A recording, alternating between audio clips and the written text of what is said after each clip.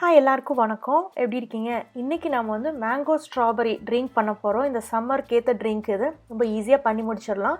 அதுக்கு என்னென்ன பொருட்கள் தேவைன்னு சொல்கிறேன், நோட் பண்ணிக்கிறீங்களா? இங்கே நான் வந்து மாம்பழம் எடுத்திருக்கேன். நல்லா ஸ்வீட்டாக இருக்க பழமாக இருந்தால் நல்லாயிருக்கும். புளிப்பான பழம் இருந்துச்சு அப்படின்னா அதுக்கு நம்ம ஹனி சேர்த்துக்கலாம். ஸோ எனக்கு கிடச்சிருக்க மாம்பழம் வந்து நல்லா ஸ்வீட்டாக உள்ளது. ஸோ அதில் நான் 2 மாம்பழம் மீடியம் சைஸ் எடுத்து கட் பண்ணி வச்சுருக்கேன். அதுக்கப்புறம் ஸ்ட்ராபெரி வந்து நான் 1 கப்புக்கு எடுத்து வச்சுருக்கேன். ஐஸ் க்யூப்ஸ் நம்ம சேர்க்க போகிறோம். நம்ம தேன் தேவையான அளவுக்கு நம்ம சேர்க்க போகிறோம். முதல்ல நம்ம என்ன பண்ணிக்கிறோன்னா, அந்த ஃப்ரூட் பிளெண்டர் இருக்கு இல்லையா, அந்த பிளெண்டரில் நீங்கள் மிக்ஸி ஜாரும் யூஸ் பண்ணிக்கலாம். அதில் நான் எடுத்து வச்சுருக்கேன் இந்த மேங்கோ பீசஸ் எல்லாத்தையும் உள்ளே போட்டுக்கிறேன். மேங்கோ பீசஸை போட்டதுக்கப்புறம் நாம் அதில் வந்து ஐஸ் க்யூப் சேர்த்துக்கிற போகிறோம். ஏன்னா ஐஸ் க்யூப்பே சேர்த்து அடிக்கும்போது இந்த ட்ரிங்க் வந்து சாப்பிட்ற மாதிரி கூட இருக்கும், ரொம்ப நல்லாயிருக்கும். ஸோ ஐஸ் க்யூப் பல்லில் படும்போது நல்லா நரன் டேஸ்ட்டாக சூப்பராக இருக்கும்.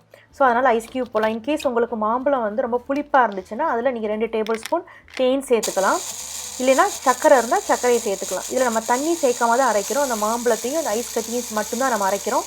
நம்ம தண்ணி சேர்க்காமல் அரைக்கிறோம். அப்போ தான் நமக்கு வந்து இந்த ட்ரிங்க் வந்து நல்லா திக்காக கிடைக்கும். ஸ்பூனால் எடுத்து சாப்பிட்ற அளவுக்கு திக்காக கிடைக்கும். இப்போ பாருங்கள், இந்தளவு திக்காக அரைச்சி வச்சுருக்கேன் இல்லையா? இதை வந்து நீங்கள் எந்த கிளாஸில் சர்வ் பண்ண போகிறீங்களோ அதுக்கு நம்ம ட்ரான்ஸ்ஃபர் பண்ணிக்கலாம். இப்போ பார்த்தாலே உங்களுக்கு தெரியும் எவ்வளோ க்ரீமியாக இருக்குதுன்னு சொல்லிட்டு. ஸோ இப்போ மாம்பழத்தை அரைச்சாச்சு. நான் 2 கிளாஸ்க்கு நான் ட்ரான்ஸ்ஃபர் பண்ணிக்கிறேன். அதுக்கப்புறம் இதே பிளெண்டரை கழுவிட்டு அதுக்கப்புறம் வந்து நான் வந்து அதில் ஸ்ட்ராபெரியை சேர்த்துக்கிற போகிறேன். இது ரொம்ப குயிக்காக பண்ணி முடிச்சிடலாம். எல்லாமே ரெடியாக இருந்துச்சு அப்படின்னா, இப்போ வீட்டுக்கு யாராவது கெஸ்ட் வராங்க அப்படின்னா டக்குன்னு பண்ணி கொடுத்துடலாம். இந்த சம்மர் டைமில் லஞ்சுக்கு அப்புறம் இந்த மாதிரி பண்ணி கொடுத்தோன்னா கட்டாயம் குழந்தைங்களுக்கு பிடிக்கும். ஸோ இதில் நான் ஸ்ட்ராபெரி எடுத்தாச்சு. இப்போ ஸ்ட்ராபெரி சேர்த்ததுக்கப்புறம் நான் வந்து ஐஸ் க்யூப் சேர்க்குறேன். ஆனால் எனக்கு கிடச்சிருந்த ஸ்ட்ராபெரி வந்து கொஞ்சம் புளிப்பு சுவையாக இருக்குது. ஸோ இதில் நம்ம மாம்பழம் வந்து நல்லா ஸ்வீட்டாக இருக்கும்போது இது புளிப்பாக இருந்தால் நல்லா இருக்காது. அதனால தான் நான் வந்து இதில் நான் தேன் சேர்த்துக்கிறேன். 2 டேபிள் ஸ்பூனுக்கு தேன் சேர்த்துக்கிறேங்க.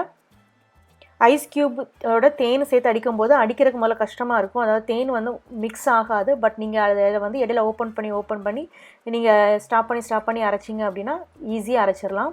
இந்த ஐஸ் கட்டியோட இந்த ஸ்ட்ராபெரியும் சேரும்போது தேனோட நல்ல சுவையாக இருக்கும். இப்போ இந்த மாதிரி அரைச்சி எடுத்தாச்சா, இதையும் நம்ம வந்து கிளாஸ்க்கு ட்ரான்ஸ்ஃபர் பண்ணிக்கலாம். கீழே மாம்பழம் வந்து நல்லா திக்காக இருக்கும். இது அதை விட கொஞ்சம் லைட்டாக இருக்கும். அதனால நல்லா மேலே மிதக்கிற மாதிரி 2 லேயரில் உள்ள ட்ரிங்க் மாதிரி கிடைக்கும். கட்டாயம் பார்க்கவே அட்ராக்டிவாக இருக்கனால சாப்பிடணும் போல் தோணும். குழந்தைங்க கூட ஃப்ரூட் சாப்பிட மாட்டாங்க. ஏன்னா இந்த மாதிரி பண்ணி கொடுக்கும்போது அவங்களுக்கு கட்டாயம் விரும்பி சாப்பிடுவாங்க.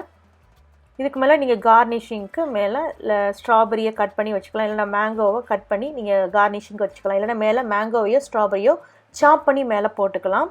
ரொம்ப ஈஸியான இந்த ட்ரிங்கை ட்ரை பண்ணி பாருங்கள். பார்த்துட்டு உங்கள் கமெண்ட்ஸை சமையல் விருந்தில் போஸ்ட் பண்ணுங்கள். இந்த வீடியோ உங்களுக்கு பிடிச்சிருந்தா லைக் பண்ணுங்கள், சேனலை சப்ஸ்கிரைப் பண்ணுங்கள், ஷேர் பண்ணுங்கள். நம்ம இன்னொரு வீடியோவில் சந்திக்கலாம். நன்றி, வணக்கம்.